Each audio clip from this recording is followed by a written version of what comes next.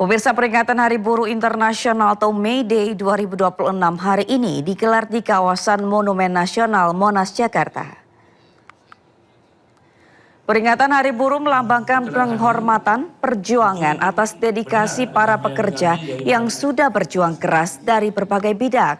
Panitia memperkirakan total peserta mencapai 400.000 orang mulai berkumpul sejak pagi di kawasan Monas, Jakarta Pusat. Sekitar 99% buruh dari berbagai konfederasi disebut akan turut hadir bersama elemen masyarakat lain. Presiden Prabowo Subianto juga dijadwalkan akan menyampaikan pidato khusus pada hari ini dan disebut akan membawa pesan bagi buruh Indonesia. Jadi teman-teman sekali lagi,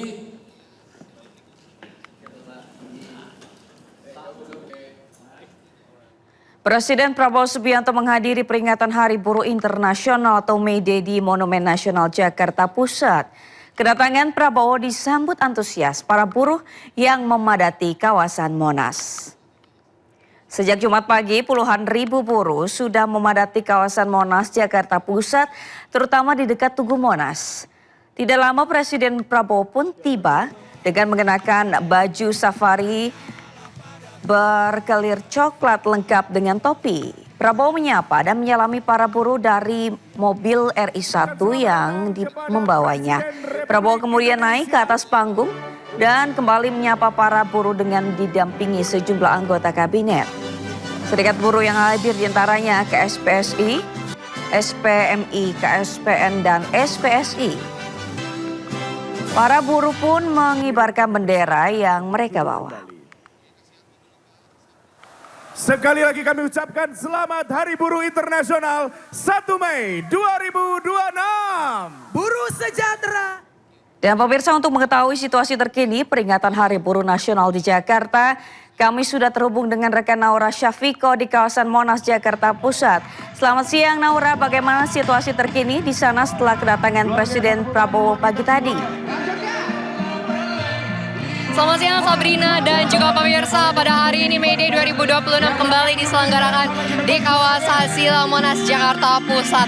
Dan tadi dari Presiden ke Partai Buruh yaitu Said Iqbal juga sudah menyampaikan beberapa tuntutan yang dibawa pada perayaan May Day hari ini, yaitu total ada 11 tuntutan, di mana diantaranya adalah penghapusan dari outsourcing, kemudian juga kenaikan upah rendah, kemudian juga untuk segera disahkannya RUU Ketenaga Kerjaan. Namun memang sebelum adanya penyebutan ataupun penyampaian 11 tuntutan tersebut dari Said Iqbal ini juga sudah menyampaikan terkait apresiasi kepada Presiden Prabowo Subianto terkait dengan adanya pengesahan undang-undang perlindungan pekerja rumah tangga, yang dimana sekarang pekerja rumah tangga ini berada di sektor formal dan memiliki hak yang sama seperti pekerja formal lainnya. Dan terkait dengan Presiden Republik Indonesia yaitu Prabowo Subianto yang juga turut hadir di tengah-tengah para buruh, ini juga sudah menyampaikan beberapa tanggapan terkait dengan 11 tuntutan tersebut, di mana diantaranya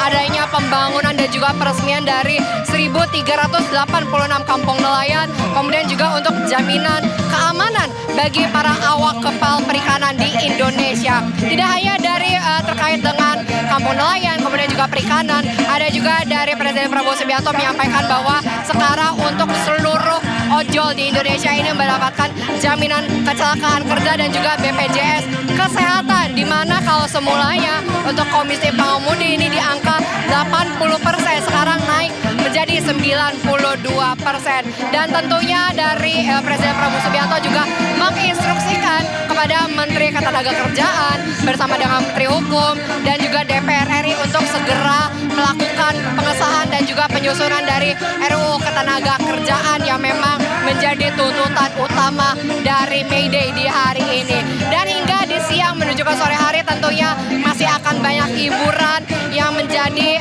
hiburan bagi para buruh, yang diperkirakan ada ratusan ribu buruh yang hadir baik dari luar Jakarta bahkan dari luar Pulau Jawa yang hadir di hari ini bersama-sama di kawasan Silang Monas, Jakarta Pusat. Sementara itu Sabrina kembali ke studio.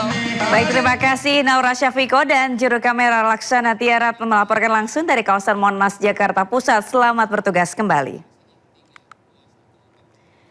Pemirsa, kemacetan parah terjadi di sejumlah kawasan Jakarta Pusat. Kepadatan kendaraan akibat membludaknya para peserta aksi May Day yang hendak ke Monumen Nasional atau Monas.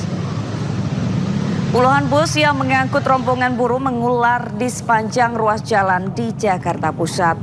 Kepadatan diperparah dengan iring-iringan kendaraan roda 2 yang turut memenuhi ruas jalan Kramat Kuitang.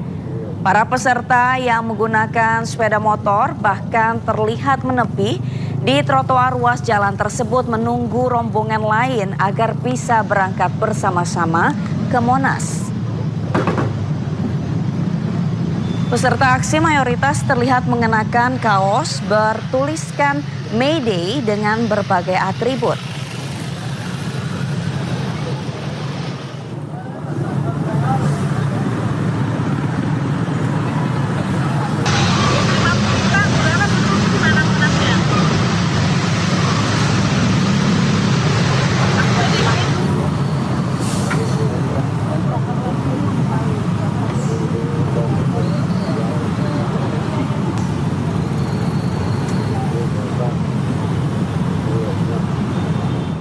Pemirsa, tidak hanya pekerja dari wilayah industri di Jakarta Barat, ratusan buruh asal kota Tangerang, Banten turut memperingati Hari Buruh yang digelar di kawasan Monas, Jakarta Pusat.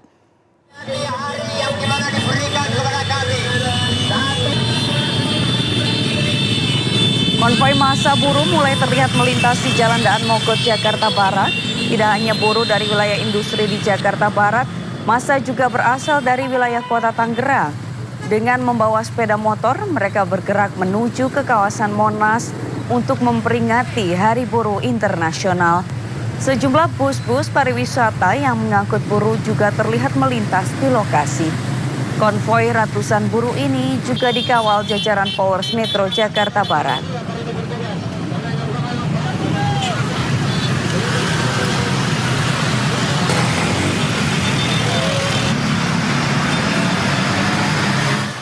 Peringatan Hari Buruh Internasional atau May Day 2026 digelar di lapangan Monumen Nasional atau Monas. Para buruh sudah mulai berdatangan sejak Jumat pagi.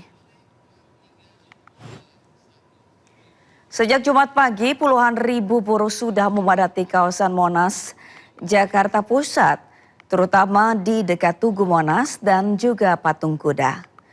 Sekitar 99% buruh dari berbagai konfederasi turut hadir bersama elemen masyarakat lain. Panitia memperkirakan total peserta mencapai 400.000 orang berkumpul di kawasan Monas, Jakarta Pusat. Peringatan Hari Buruh melambangkan penghormatan, perjuangan atas dedikasi para pekerja yang sudah berjuang keras dari berbagai bidang.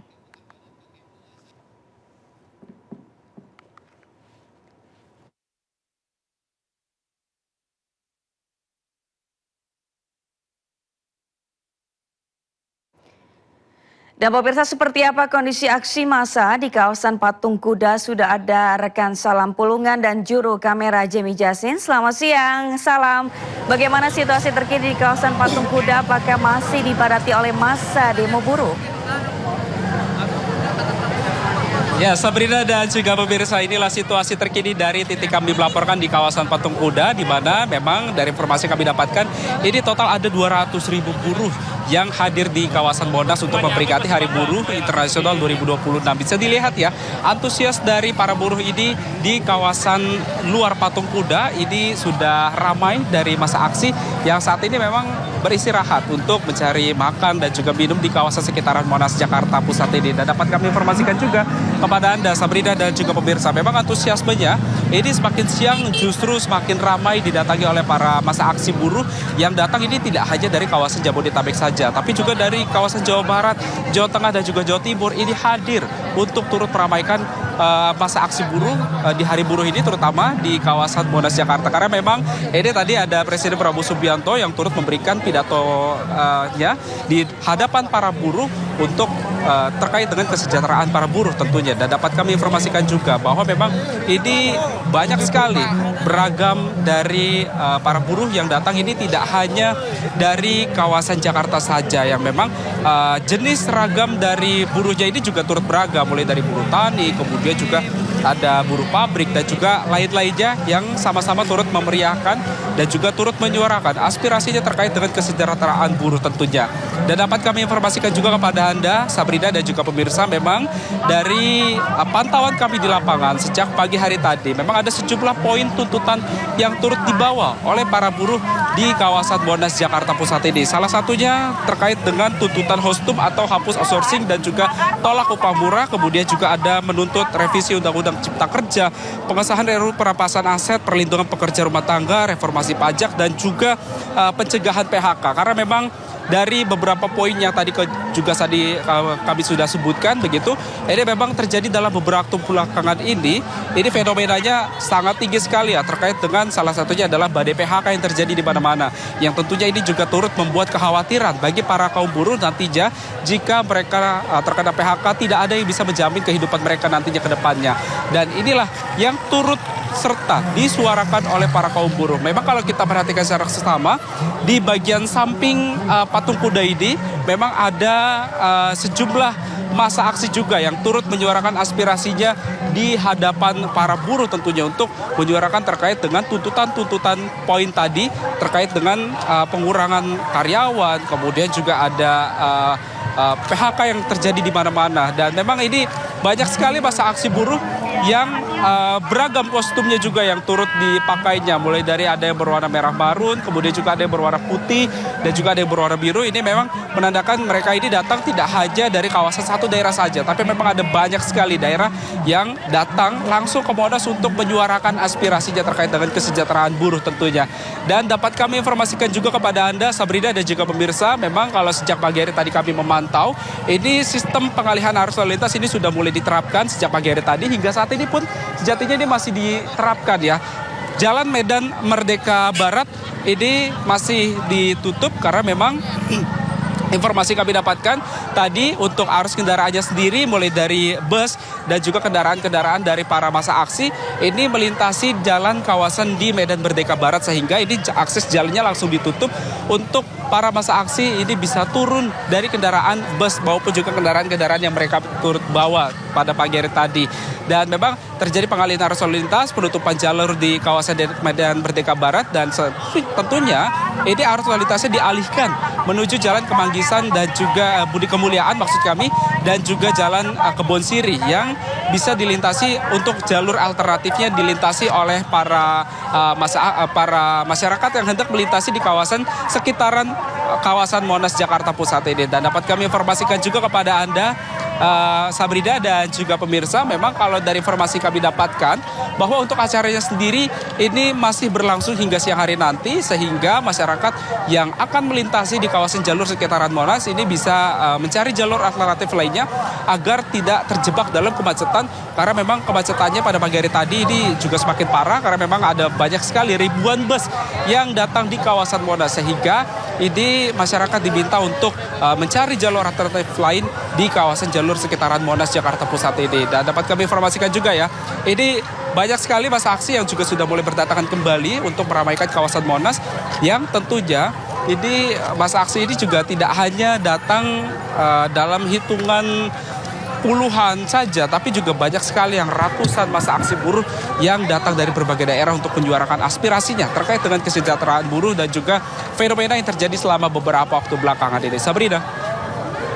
Baik, terima kasih. Salam Pulungan melaporkan langsung dari kawasan Patung Kuda, Jakarta Pusat. Selamat bertugas kembali.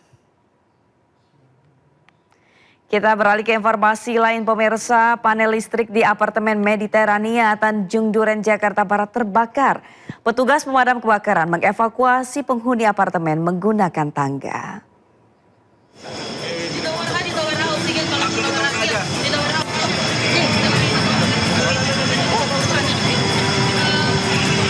Kebakaran terjadi di apartemen Mediterania Tanjung Duren, Jakarta Barat. Kebakaran berasal dari panel listrik di ruang bawah tanah. Mbak, tunggu dulu ya. Petugas pemadam berhasil memadamkan panel yang terbakar dan mengevakuasi penghuni apartemen menggunakan tangga dan tandu. Panel listriknya yang di depan Suprido ada tenan kembang tahu menjahit. Mulai dari dan itu merembet ke basement 3. Basement 3 gedenya di panel bawah. Sampai naik ke atas, itu sekitar jam 7:30-8. Dan sampai sekarang belum selesai. Cuma lagi pemadaman belum selesai, cuma proses evakuasinya. Hingga kini penyebab kebakaran masih diselidiki petugas. Dari Jakarta, Miftahul Gani, iNews melaporkan. Petugas mengevakuasi 89 penghuni apartemen Mediterania Jakarta Barat yang terjebak kebakaran. 20 penghuni harus dilarikan ke rumah sakit akibat sesak nafas menghirup asap.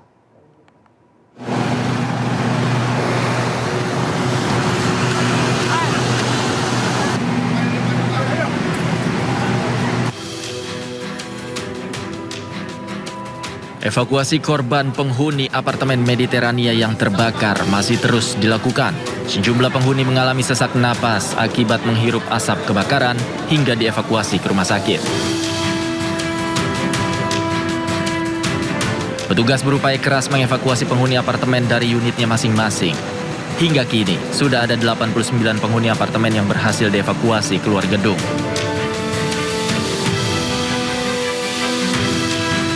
Untuk proses evakuasi saat ini masih berjalan, jadi masih bertambah. Ya, kemungkinan belum ada waktu yang bisa ditentukan selesai kapan, karena di sini ada 35 lantai. Kemudian dari jumlah sementara yang sudah ada adalah 49 yang sudah keluar dari apartemen sesuai data yang sekarang. Tetapi kami juga masih butuh dari paguyuban penghuni setempat apabila ada informasi yang sejak pagi sudah duluan keluar dari unit, itu juga kami butuh datanya.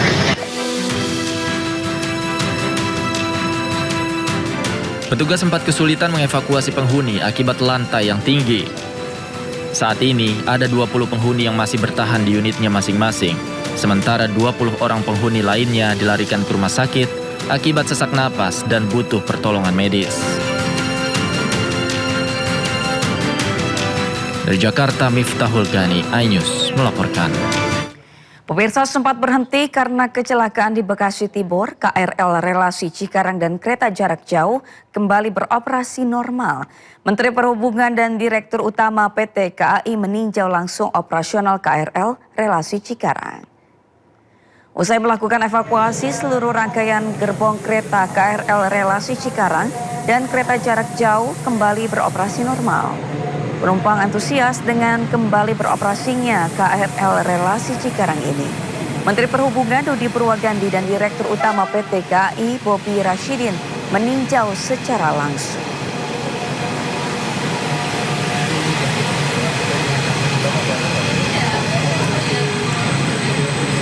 Pasca kecelakaan, kereta api Argo Bromo anggrek dengan KRL Komuter Line di stasiun Bekasi, Dinas Perhubungan Kota Bekasi, Jawa Barat memasang palang pintu manual di perlintasan tanpa palang pintu di Jalan Ampera. Palang pintu manual resmi dipasang sebagai langkah antisipasi awal. Penambahan personel juga dilakukan di mana setiap hari 4 petugas disiagakan. Pengamanan berlangsung dari pukul 05.00 hingga 22.00 waktu Indonesia Barat menyesuaikan jadwal perjalanan kereta terakhir. Tingginya lalu lintas harian rata-rata atau LHR di kawasan ini menjadi alasan utama peningkatan pengamanan. Dinas Perhubungan juga berencana menambah sistem peringatan berbasis suara. Alarm akan dipasang dengan radius hingga 500 meter sebelum kereta melintas. Selain itu, pemerintah juga masih mengkaji opsi penutupan perlintasan atau pembatasan akses.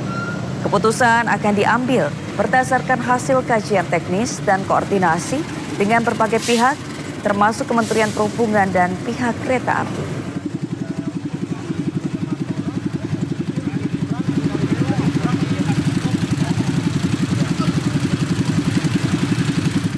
Kecelakaan kereta di stasiun Bekasi Timur kini resmi naik ke tahap penyidikan.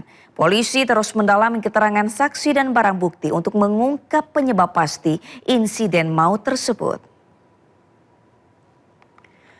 Penanganan kasus kecelakaan kereta di stasiun Bekasi Timur saat ini ditangani Subdit Kamnek Ditreskrimum Polda Metro Jaya.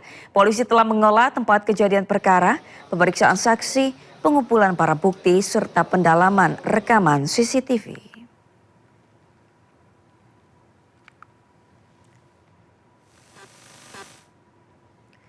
Rumah Sakit Polri Kramat Jati menyerahkan 10 jenazah korban kecelakaan kereta di Bekasi Timur.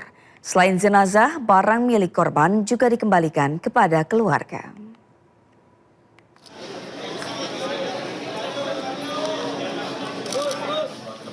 Sepuluh jenazah korban kecelakaan KRL Bekasi Timur diserahkan oleh RS Polri Kramat Jati kepada keluarga. Jenazah seluruhnya merupakan perempuan ini telah berhasil diidentifikasi tim DVI Polri. Satu persatu jenazah dijemput oleh keluarga yang selanjutnya diantar ke rumah duka masing-masing. Pada proses penyerahan jenazah, pihak rumah sakit bersama tim penyidik juga turut mengembalikan barang milik korban ke pihak keluarga. Jumlah korban yang dilaporkan oleh pihak keluarga sampai saat ini sebanyak 10 orang. Pada pukul 14.00 WIB telah dilaksanakan sidang rekonsiliasi untuk menentukan identitas korban dan memutuskan 10 jenazah telah berhasil teridentifikasi. Mayoritas korban meninggal dunia merupakan perempuan berusia 25 hingga 30 tahun dengan usia termuda 19 tahun dan tertua 50 tahun. Korban meninggal berdomisili di wilayah Tambun, Cikarang, dan Cibitung. Pihak Jasara Harja memberikan uang santunan kepada korban meninggal dunia sebesar 50 juta rupiah yang nantinya akan diberikan kepada masing-masing ahli waris.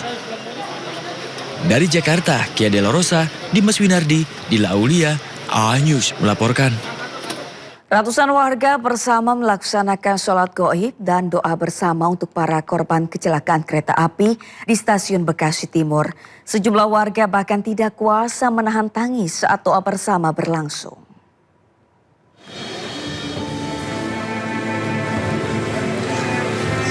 Untuk mengenang dan mendoakan 16 korban meninggal dalam peristiwa kecelakaan maut antara komuter lain dan Argo Bromo Anggrek, ratusan warga dan pemerintah kota Bekasi menggelar sholat gaib dan juga doa bersama. Hapuskanlah kesalahan-kesalahan saudara-saudara kami. Isak tangis warga pun tak terbendung saat lantunan doa diucapkan. Seorang warga bahkan pingsan tak kuasa menahan haru kesedihan. Selain mendoakan korban, warga juga melakukan tabur bunga di halaman stasiun. Duka mendalam juga dirasakan para pengguna kereta. Bahkan sebagian penumpang juga memberikan buket bunga disertai tulisan doa untuk para korban tewas dalam kecelakaan. Ya, alhamdulillah hari ini kita mengadakan doa bersama untuk mengenang para syuhada, para korban daripada kecelakaan Argo Bromo Anggrek dan KRL. Dan ini merupakan suatu upaya kita agar supaya nantinya bersama-sama dengan seluruh masyarakat kita mendoakan mereka yang berkorban dan juga keluarga. Untuk mencegah kecelakaan yang sama kembali terulang, Pemkot Bekasi berencana akan membangun flyover pada tahun ini dan menutup perlintasan Ampera dan perlintasan tidak resmi. Dari Bekasi, Jawa Barat, Rahmat Hidayat, iNews melaporkan. Anggota DPR Komisi 6 Fernando Ganinduto mendesak Direktur Utama PT Kereta Api Indonesia untuk mengundurkan diri sebagai bentuk tanggung jawab atas tragedi tabrakan di stasiun Bekasi Timur.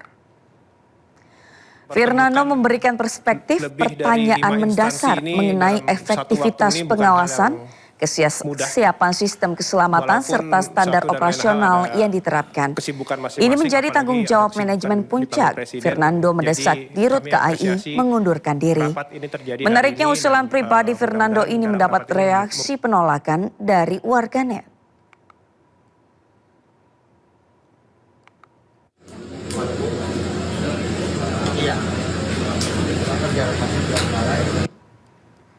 Sementara ucapan simpati justru diterima Dirut KAI Bobi Rashidin dari warganet. Netizen menilai terlalu dini meminta Dirut KAI mengundurkan diri, padahal hasil investigasi menyeluruh belum dihasilkan dalam kasus kecelakaan kereta di stasiun Bekasi Timur. Netizen justru meminta investigasi dugaan pengaruh mogoknya taksi listrik Green SM yang tertempar KRL hingga terjadi kecelakaan kereta Argo Bromo menabrakkan KRL dan menelan 16 korban jiwa. Netizen juga menyoroti ekspresi Dirut KAI Bobi Rashidin dalam memantau dan menyaksikan proses evakuasi kereta kemarin. Bobi Rashidin terlihat lesu, terduduk dengan tatapan kosong dan menuai beragam reaksi netizen.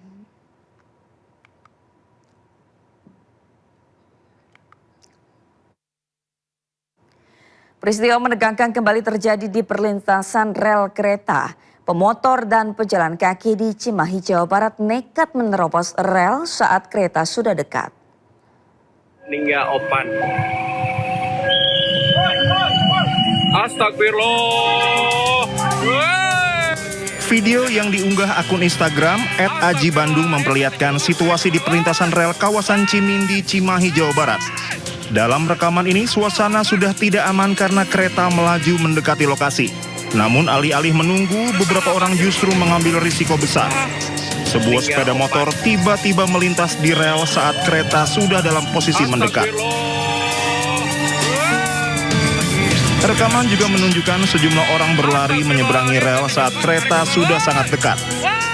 Padahal warga sekitar sudah berteriak memperingatkan bahaya yang mengintai.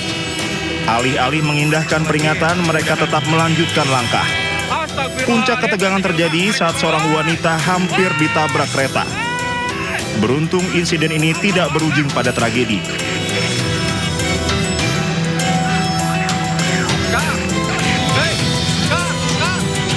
Rekaman juga menunjukkan seorang pengendara sepeda motor yang sedang mendorong kendaraannya karena mogok nyaris tertabrak kereta api. Petugas rel kereta api langsung berlari menyelamatkan sang pengendara sepeda motor.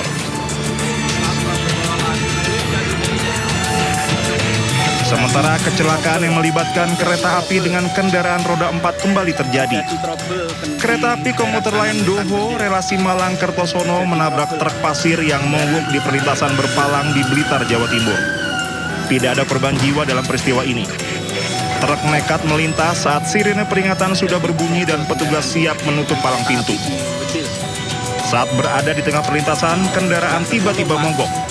Sopir truk langsung keluar dan meminta pertolongan warga. Meski sempat didorong belasan orang, tabrakan tidak terhindarkan. Meski kejadian ini tidak berujung kecelakaan, momen tersebut memperlihatkan betapa tipisnya jarak antara selamat dan tragedi. Dalam hitungan detik, kesalahan kecil bisa berubah menjadi insiden besar. Kejadian ini menjadi alarm keras tentang pentingnya kesadaran keselamatan di perlintasan kereta.